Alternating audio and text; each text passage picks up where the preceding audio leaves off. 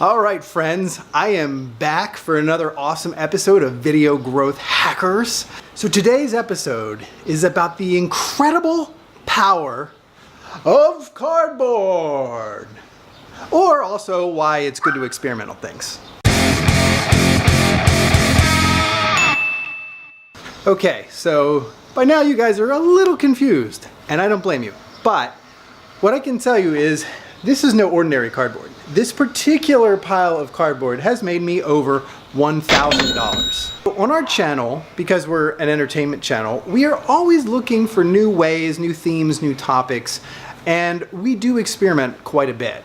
Now, being a very wide format channel, that's very easy for us, and I am sympathetic to some of you guys that have a hyper focused niche and can't just go outside of that. But for the rest of you guys who do have a little freedom to experiment, I want you to try a few different things.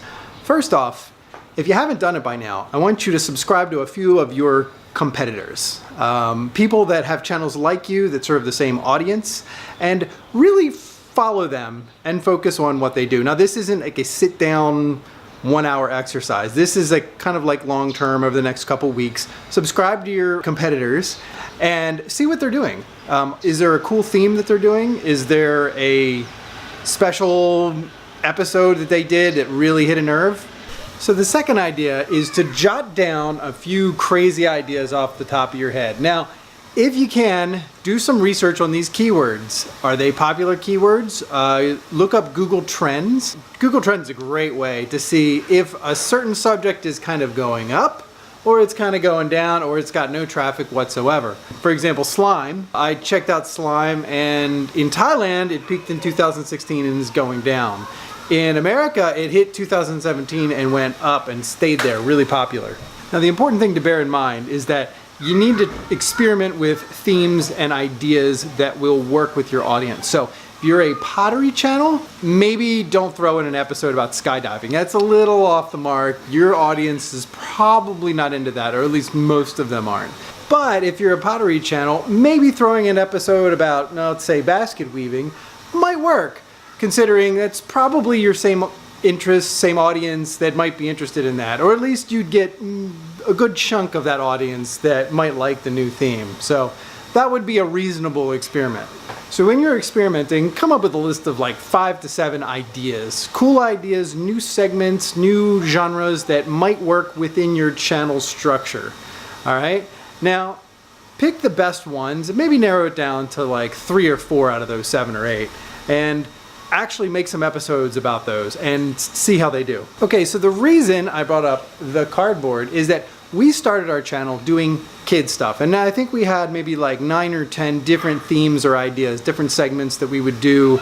We had surprise eggs and toy openings and whatnot, but the cardboard thing was new for us. We didn't start out doing this, okay?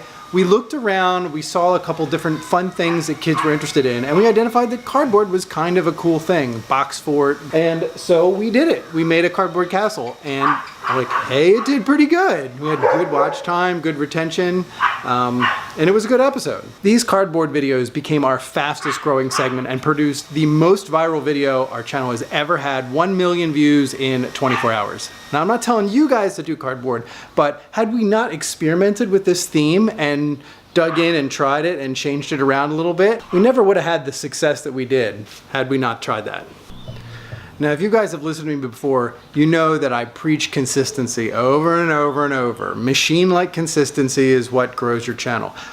But you do need to experiment sometimes. You got to balance it out a little bit. I'd say most of the time be 50 to 80% very consistent, very routine, predictable stuff. But every now and again, it's okay to throw in an episode, test it out, see what your audience likes. Now look, let's say people hate it. It's terrible. It tanks your views. People are like, oh, what the heck is this guy doing? Delete it, right? It doesn't hurt anything. It doesn't hurt anything to upload it. And maybe your subscribers get a little confused, but if you can clean up your channel afterwards, if it's a failed experiment, delete it.